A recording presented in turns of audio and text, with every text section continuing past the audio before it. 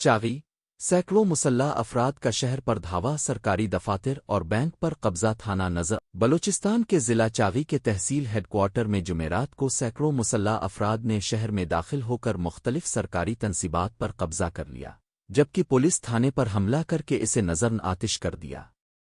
Security ذرائع کے مطابق مسلح افراد نے شہر کے مختلف داخلی و خارجی راستوں پر ناکہ بندی کر کے سنیپ چیکنگ گاڑیوں کی تلاشی بھی شروع کر دی۔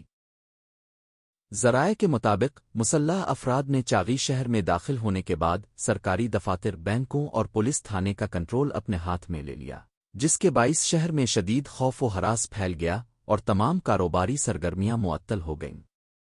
ذرائع کا کہنا ہے کہ تحصیل چاغی کے پولیس تھانے پر حملے کے دوران مسلح افراد نے تھانے کی عمارت کو آگ لگا دی جس کے نتیجے میں وہاں موجود اہم سرکاری ریکارڈ فرنیچر اور سرکاری گاڑیاں جل کر خاکستر ہو گئیں۔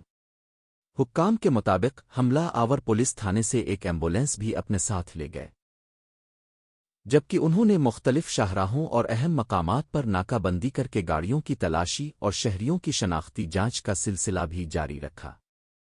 اس واقعے کے بعد علاقے میں سیکیورٹی کی صورتحال انتہائی کشیدہ بتائی جا رہی ہے، تاہم سرکاری سطح پر تاحال واقعے کے حوالے سے کوئی باضابطہ بیان موقف جاری نہیں کیا گیا۔